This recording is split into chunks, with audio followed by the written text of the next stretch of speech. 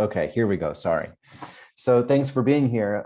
The purpose of this meeting is really to convene our landlord community to provide an update, share best practices, and really start organizing around providing housing for new Vermonters, really of all different backgrounds. My name's Alex Beck. I work for the Brattleboro Development Credit Corporation. I'm the Welcoming Communities Program Manager.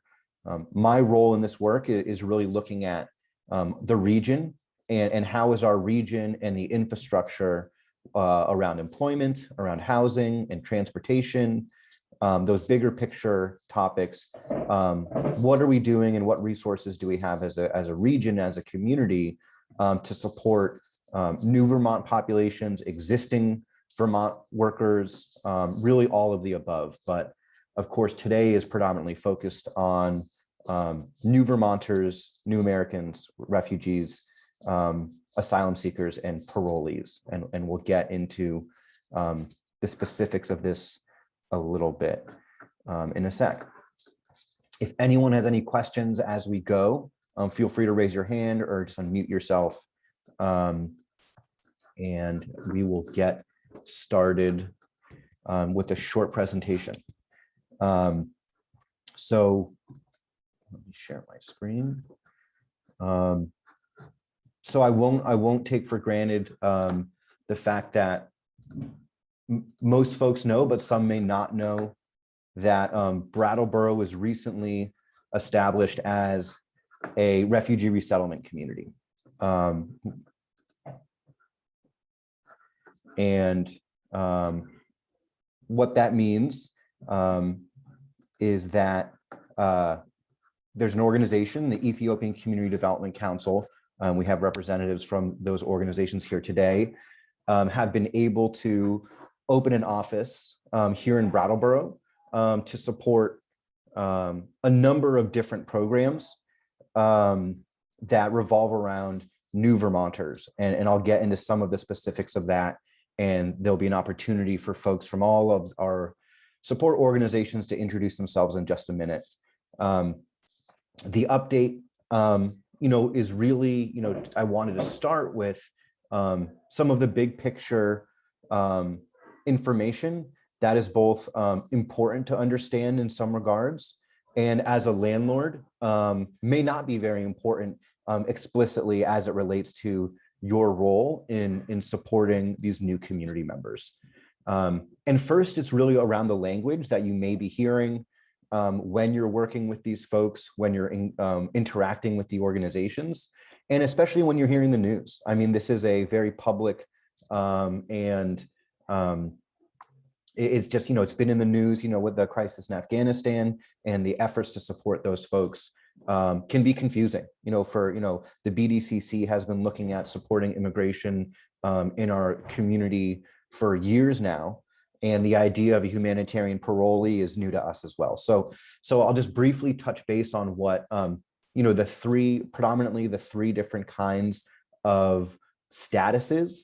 Again, these are federal statuses that are designated for the folks that our organizations are working most directly with. The first is, first I'll share that, what's the same about all of these folks is that they are all seeking refuge in the United States, and that they're all humanitarian, they're all here for humanitarian reasons, and that they're fleeing, persecution, war, or environmental disaster. So regardless of their designation, they are all here seeking refuge and, seeking safe, comfortable, secure housing, communities, and of course, hopefully the opportunity to really prosper here.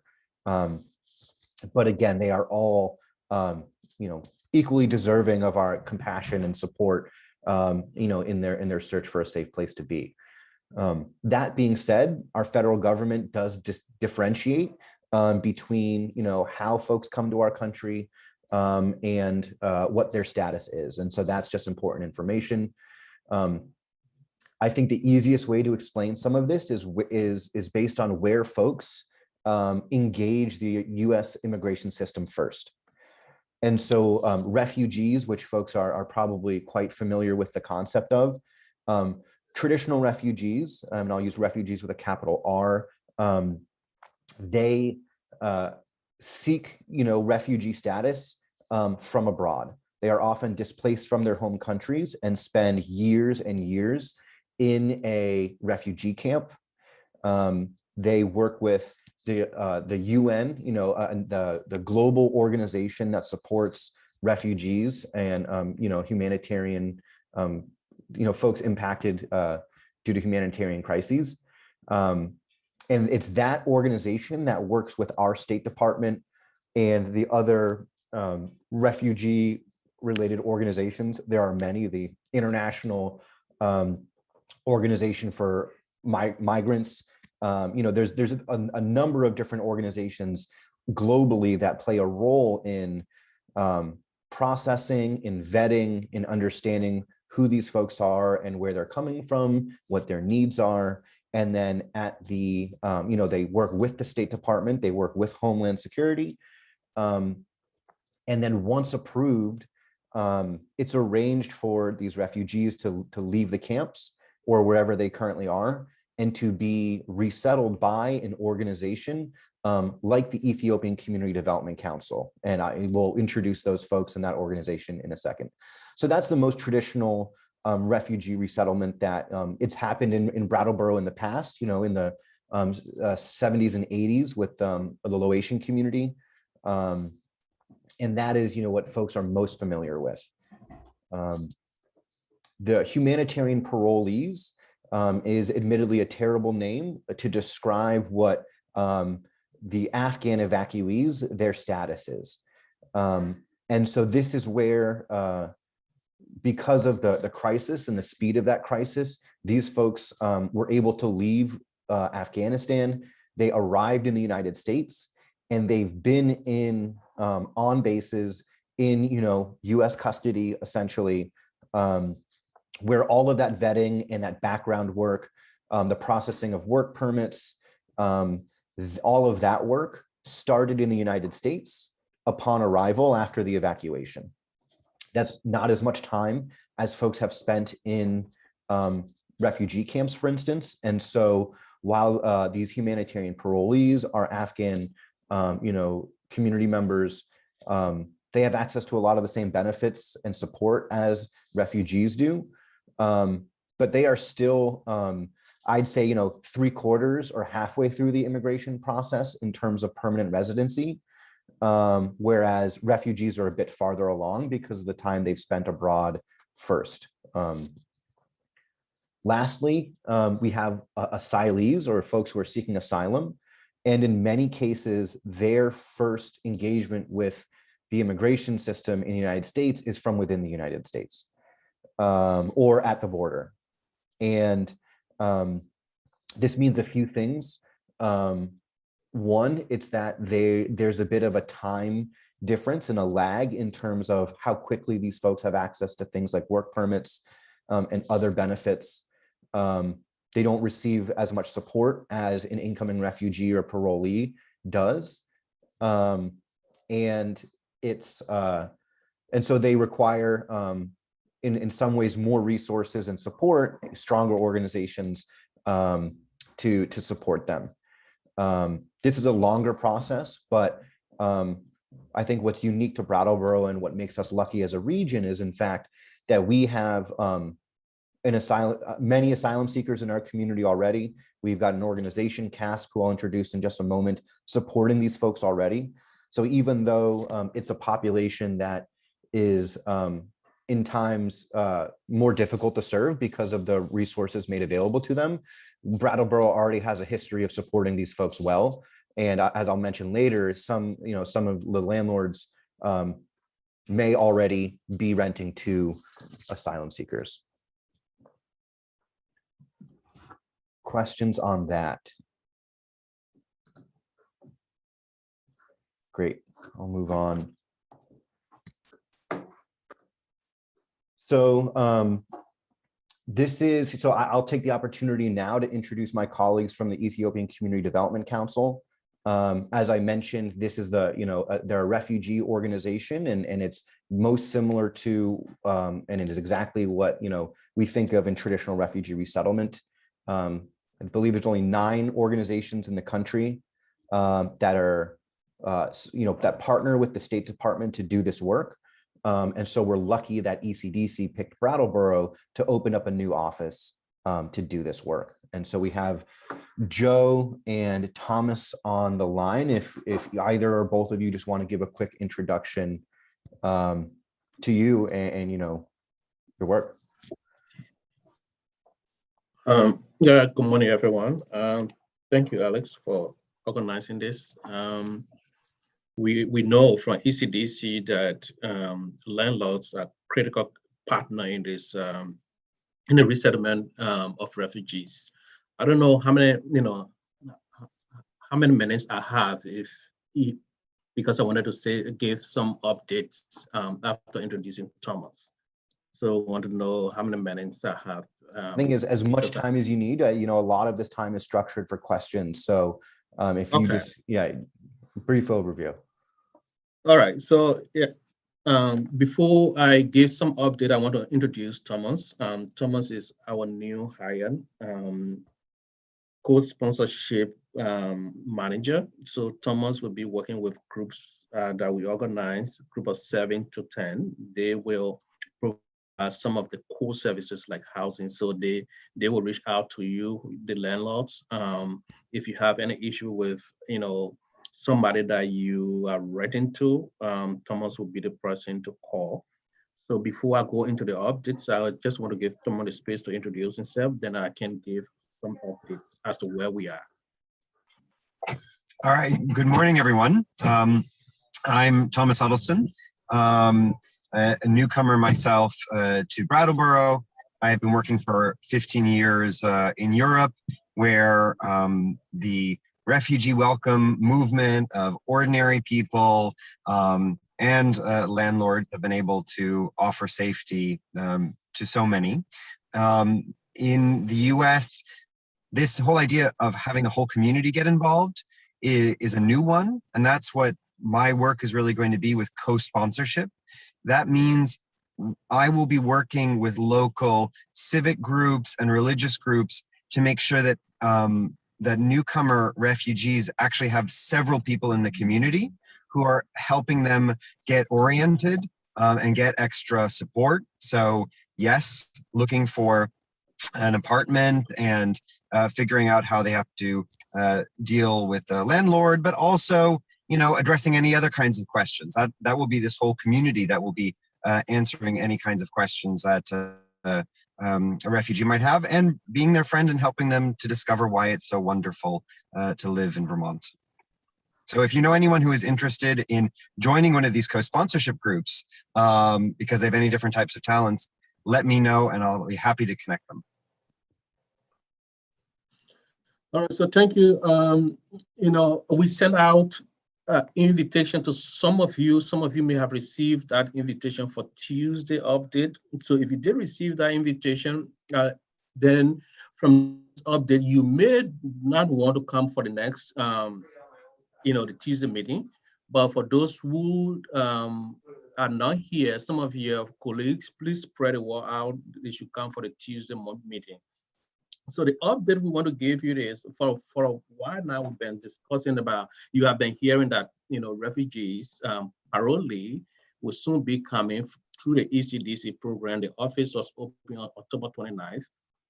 Currently we have our office on Putney Road, 112 Harwood Way here in Brattleboro, and the suite is Suite 1.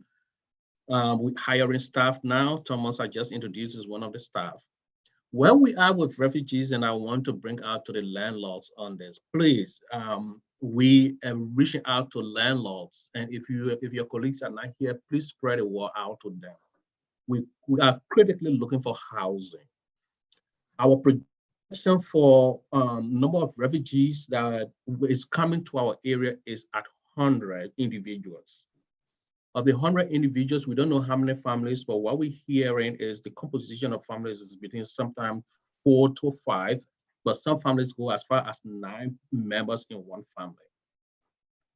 Our timeline is December 13th. So December 13th is when we're expecting the first family to arrive in Brattleboro. That's our timeline. What that means is we're going to request to our headquarters. They have the people already lined up. We just, because of our staffing, organizing our office, have not requested. But the timeline we have now is December 13th. So we want to make that request. And then they will assign to us refugees from that are already in the system to come to Brattleboro and surrounding areas. What we have seen in recent times, the State Department has a timeline to clear all of the military bases where refugees are. And right now we have over 53,000 refugees in those bases, even though people are living right now. For ECDC alone, we have over 6,000 that are being assigned to us across our 13 networks across the country.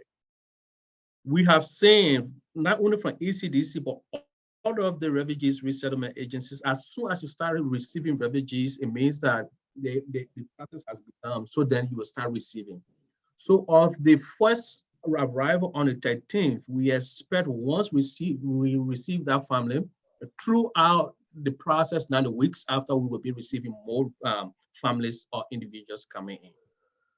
We don't know the compositions of the family right now, but we expect some will be families of probably 4, 5, 6, or 9, or some will be just single individuals.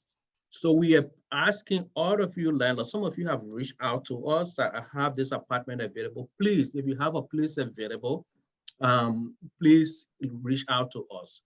I'll put my email in the chat box. I also will, ask Thomas to put his email in the chat box so you can reach out to any of us if you have a place available.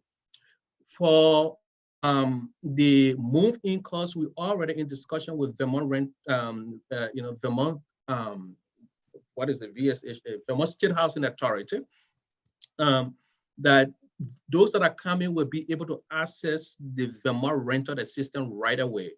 So which means that they will have the first, last month of security deposit as well as a 12 months of rent.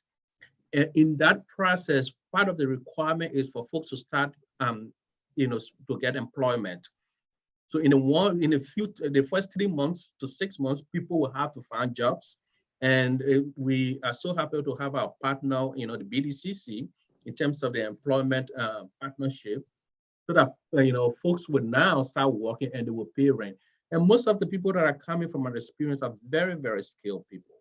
And so we are, we really confident that they will find jobs right away. So paying rent after the Vermont State Authority help on their own is not going to be a problem. So I just want to ensure landlords that, those that are coming will be able to quickly find jobs, to start working, as well as they will have this assistance coming from the state for the VRAP program. So we please want you to reach out to your friends, to your colleagues, to whoever you know, even those who have the Airbnb. If you know someone, please let them reach out to us. We critically need housing. SIT is just, a short-term gap. We're trying to use that campus for, temporary housing, but we will really, really be happy if we have a landlord who have this apartment, because the first choice is for people to be independent, to be self-sustaining. So we want people to move to housing if there's housing available. I know Window Wizard Housing, I saw Sue Ross is on the also. I've spoken with Elizabeth, and I think Elizabeth is coming for the briefing on Tuesday. We will continue the conversation, but we want to reach out to all of you. Please, please, please reach out to your friends and send us the listing you may have. I want to pause here for a while, and I will open up for questions at some point when Alice open the line, but I will be leaving after answering some of your questions because I have another meeting coming up. Thank you, and we look forward to working with you. Yeah, Thank you so much, Joe and Thomas. Yeah, also I'll reiterate what Joe said is that, we do have the opportunity for some short-term temporary housing at SIT. And so what that means for our landlord partners is that if you have units available today or tomorrow, that would be excellent. But also, if you know that there will be units made available in the next 6 months, that's also an opportunity to think about. Okay, I know that in January, some of my leases are, up for renewal. This is something I'd like to be a part of, and I can open up a unit and have a family who's in temporary housing find long-term housing. So it isn't just a right now, and it isn't just a when you know someone's arriving, is there a unit available? There's also a timeline that we can work collaboratively on and share about that will help you as a landlord provide those opportunities. Any questions? Great. So if you are going to be renting to a refugee or a humanitarian parolee, the chances are you would most likely work with the ECDC and Joe or Thomas. But as I mentioned, we also have another organization in our community, the Community Asylum Seekers Project, who works with asylum seekers already and is already doing this work and has been in our community for quite some time. So I think I saw Kate on the line if you want to just provide a brief introduction. Thanks, Alex. Nice to see everybody. For those of you who aren't already familiar with our work, the Community Asylum Seekers Project has been in the area for 5 years now, and we have resettled 20 asylum seekers. We're a small organization, smaller scale, and the asylum process is also, as Alex mentioned, a longer process. But we, when we welcome somebody, an asylum seeker, they generally live with a host family at first until they get working, until they get a work permit and start working full time, at which point they rent apartments like anybody else. We have also rented 3 apartments on behalf of asylum seekers, including 1 through Winds and Winter Housing Trust and 2 through private landlords. And that's always worked very, very well for us. And we're grateful to have those folks to work with. Yeah, so I'm happy to, if there are landlords who are considering engaging in this process, either with an asylum seeker or a refugee or an evacuee, I'm happy to connect folks with other landlords who have done it before, or with, private homeowners who have hosted people in their homes to know more about what that experience is like. Great. Thank you, Kate. And this is also the other staff member at CASP. This is Dora. I have the great pleasure of working with Dora on employment work with CASP. And as one of the case managers, Dora may be one of the people, along with Kate and others, who you might end up working with on behalf of a tenant. So what happens next? Joe already provided most of the overview here. And the most important thing is that we're really preparing now to welcome our first families in the middle of December. There will be regular stakeholder meetings of service providers, landlords, pretty much everyone involved in this that happen regularly.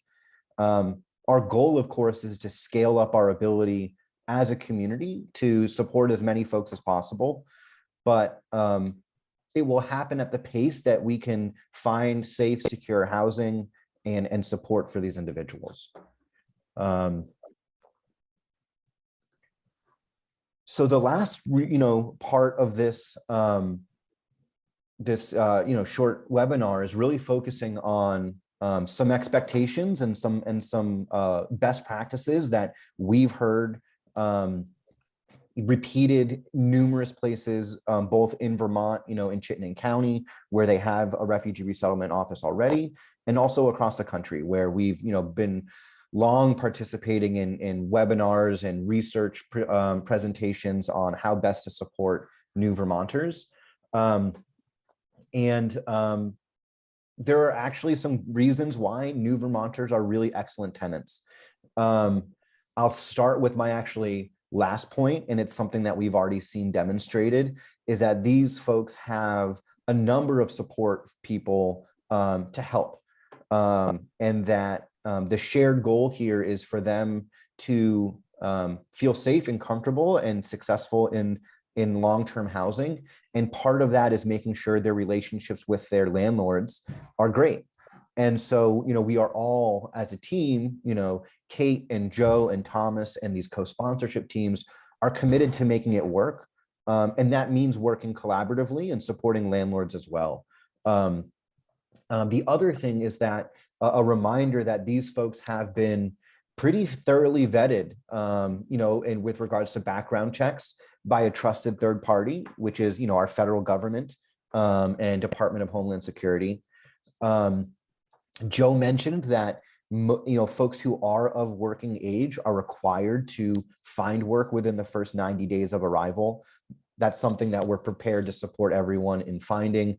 And there are a lot of good high wage jobs that can support, a family renting, a unit readily available at a moment's notice, really. We've had a long workforce shortage here in our region, but that means that wages are high for entry-level jobs that folks, that there are a lot of vacancies for.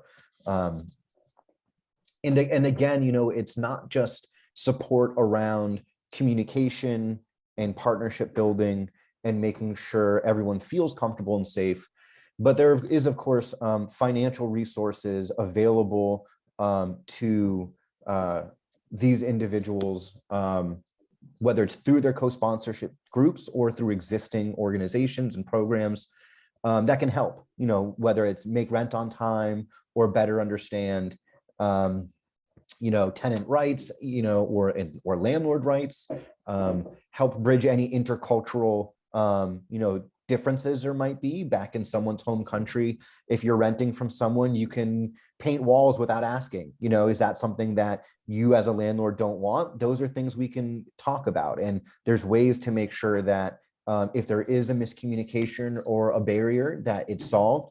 Or ways to make sure that it doesn't happen in the first place. And so these again are really big things, and they're important things to remember about this population. And again, these are individuals seeking refuge. They are seeking peace and stability and safety. And so it's statistically, we know it's true, but also it's proven itself time and time again that, immigrants and new Vermonters are exceptionally less likely to commit any crimes, to jeopardize their ability to stay in a safe and secure place. And so that is, of course, something that's important when thinking about as a landlord and as tenants, that these folks are, their utmost goal is to be safe, secure, and comfortable and part of this community. And so that being said, they're also, they do not, they are not traditional Vermont renters in the way that you've most likely experienced. And so there are things that you can do as a landlord if you're really looking to support these folks, that you can do, that we've seen are best practices that have been successful elsewhere. The first one is consider waiving a credit and a background check. So the first point is that many of these folks won't have any credit. And so running a credit check doesn't mean anything. It doesn't mean that they aren't capable of earning a good wage or that they aren't reliable. They just probably don't have a credit history that's available to you. The second part is a background check. It's something we see a lot in employment background checks. We've seen that the access to the information that you would normally get from a United States, data center or background check system is either more complicated or more expensive, or just that information isn't collected in someone's home country. It's worth saying folks don't arrive into our community unless they've already received a background check and have, had that criminal history done already. And so it's not, I'm not suggesting you waive a background check because you should just inherently trust everyone who's applying. It's that these checks have been done already, and it's part and parcel with arriving in our community. There's been a lot of talking in conversation in Brattleboro about how much upfront rent is required and legally allowed to collect. And this is something also that a new arrival will likely not be able to do as well. And that is really looking at that first month's rent along with the security deposit and that longer term investment is that, maybe that's something you don't need to waive entirely, but maybe it's something, a cost that you can spread out throughout the course of a year lease, so that you can still have that security deposit. If, someone paints the walls or puts holes in the walls, it's stuff that, happens in all landlords, in all apartments. Someone hangs too many photos or pictures, and sometimes you need that security deposit to be kept to do work. I wouldn't, say that you need to waive the collection of that or the development of it, but maybe there's a more creative way to collect it or to build that up rather than asking it for it immediately, and postponing the amount of time or the increase in the cost for someone to initially settle in that housing. Alongside all of this, nitty gritty stuff, in some ways, there's a lot of the softer things or, more community or communication based things that you can do to help avoid any miscommunication or reassure folks about how to do things here in Brattleboro. My neighbor who moved from Chestnut Street in Brattleboro to Chapin Street now, where I am, is still trying to figure out what days are garbage days. And this is someone who's lived in Brattleboro for years, native English speaker.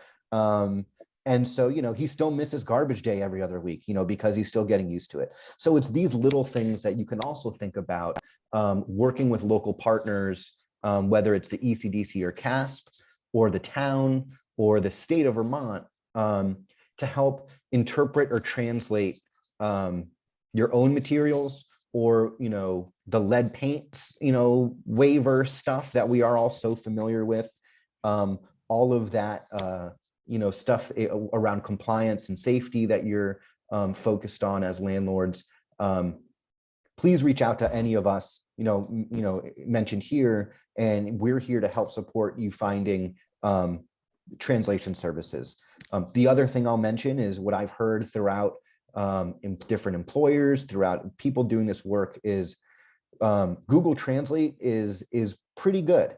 I think it's, they say it's able to communicate the most important things. It may not be the perfect grammar. It may not perfectly translate the way you want, but if you're in a pinch, the technology you have available on your cell phones is usually good enough. And it's really the intent that goes the furthest, is that if you're both trying to build that relationship and to make sure you're understanding each other to the best you can with what the resources you have, that's what really, creates a really good relationship early on. And again, just remembering that you can contact these case managers and other people, the co-sponsorship teams, to help solve any of these issues, whether it's how to take out the garbage, how the space is being used, whether that in a good way or a bad way, so any of those things. It's, actively engaging with the people who are here to support is really the best way to make sure you have a long-term successful tenant, which is of course the goal for everyone involved here. I want to leave some minutes for any questions from landlords specifically. There are definitely a handful of you on here. Any specific questions you have or general questions you have about this process, I want to just, give some space for that. And then we'll wrap up today's meeting with just an introduction to housing resources that are available to all Vermonters, and especially that you as a landlord might, be interested in using as well. So I'll just open the floor, just give a few seconds for anyone if you're interested in asking any questions.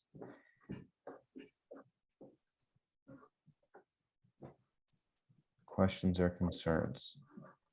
And if folks who are either watching this later or don't have any questions right now, you can always send them to us as they come up.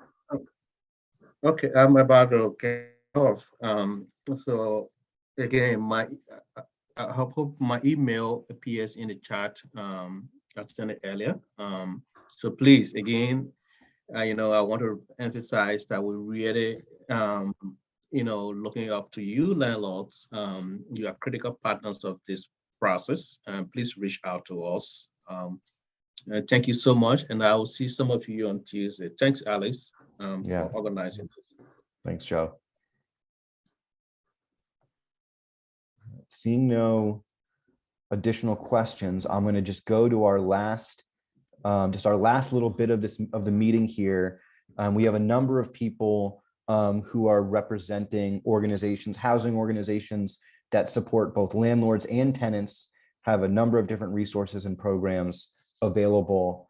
And it's important, to mention that after around 90 days, refugees are in more ways than not like your average Vermonter, in terms of what resources they have access to and the kind of supports that that are available to them. Of course, there's going to be language learning support and other kinds of cultural communication support that's available, but longer term, these are community members. And so that existing housing organizations and the resources we have already supporting our community members are as important pieces to this entire system as the two organizations, ECDC and CASP, that we've already mentioned.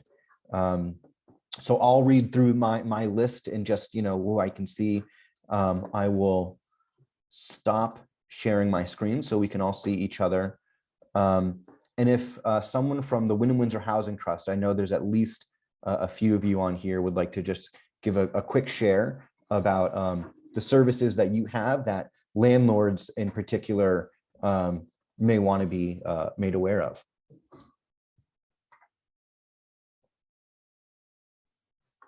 You want to jump in, Sue? Sure. So our housing with us, we had in the past typically take applications and do work from a wait list.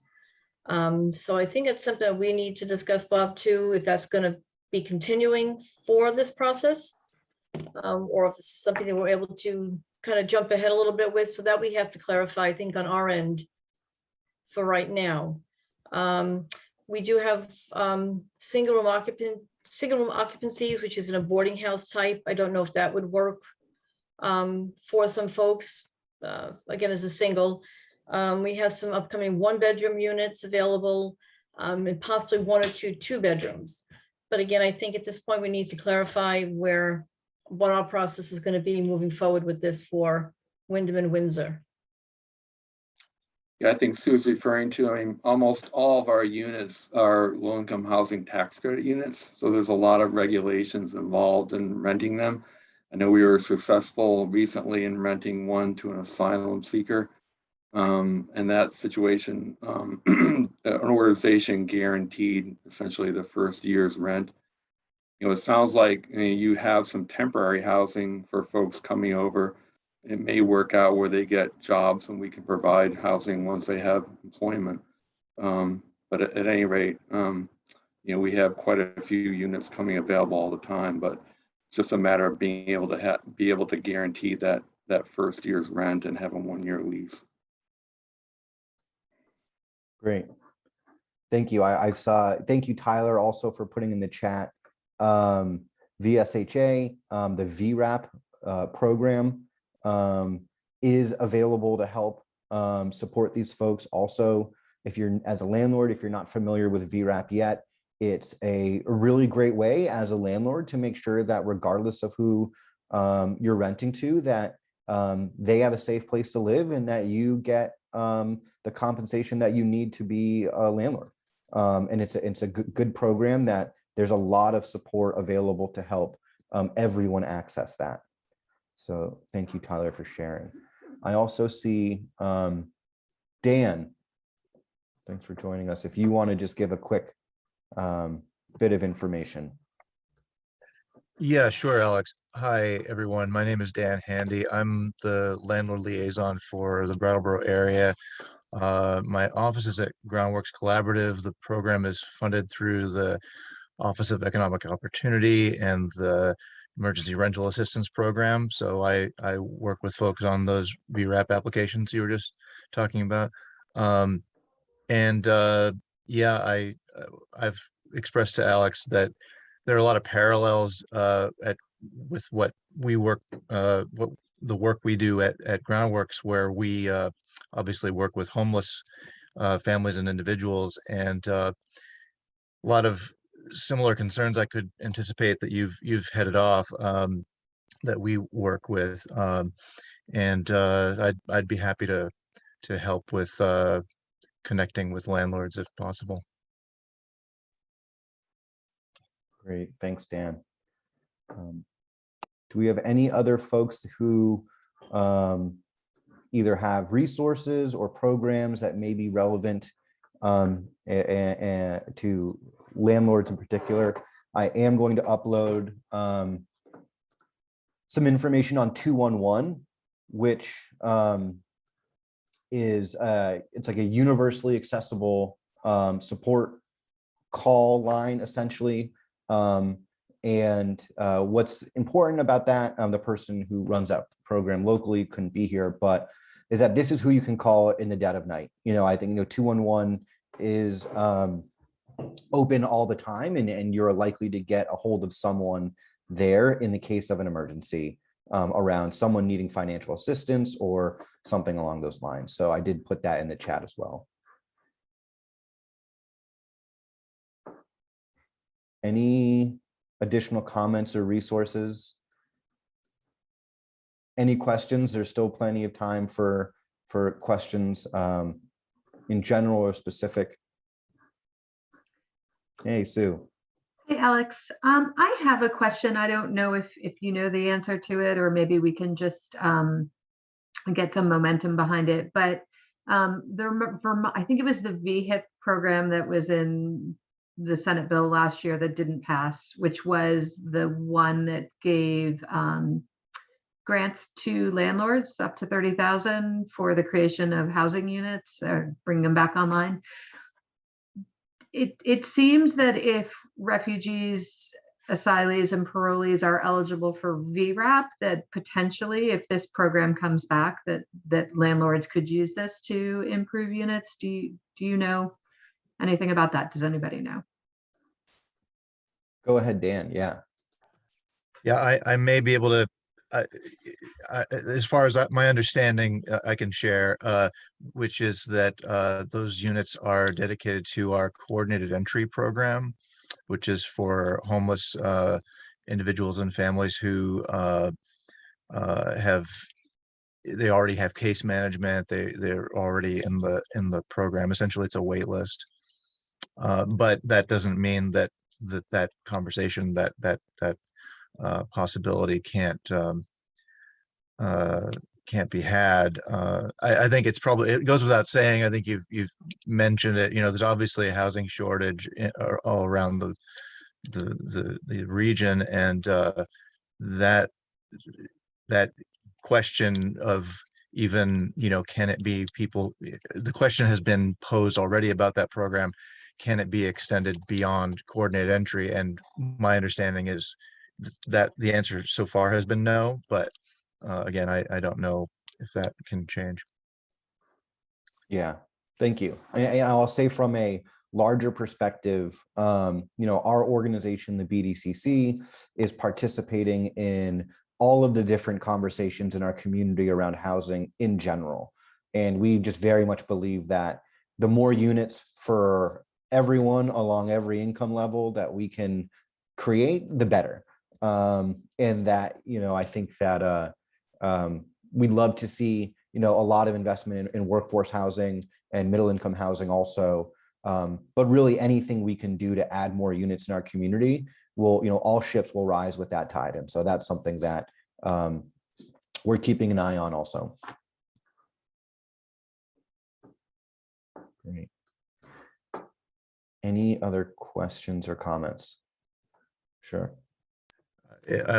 Just to get back to the date and the number of folks who you're expecting, you said 100 total, but I'm assuming there's a phased in or a sort of a expected number per month or per time period. What's the number you're expecting initially in December by the 13th or so? So I don't have those numbers explicitly. I don't know, Thomas, if you have any more information on that. Yeah, I can say that. I mean, we are the ones who decide when we are at a moment of capacity that can bring people in. So the current plan is to welcome a first family as of the week of the 13th of December. And if that's going well, we could start bringing in a family every week. But the office here gets information on potential refugees that could come in. We say yes, we say no. We have information in advance, right, on those individual cases.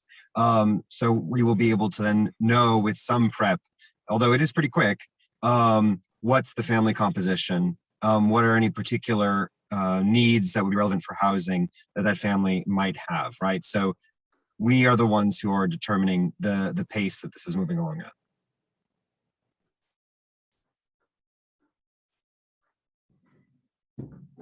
Great.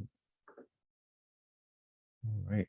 Well, seeing no other questions or comments, I want to thank everyone for coming today. Again, this will be made available online. There will be a lot of conversations now and moving forward about how we organize and how we support these folks. Again, if you know of any available units, you can reach out to Joe or Thomas. Their emails are in the chat. I put them up on the presentation. I'll share out as well. And thanks a lot, and be in touch if you have any units available. Thanks.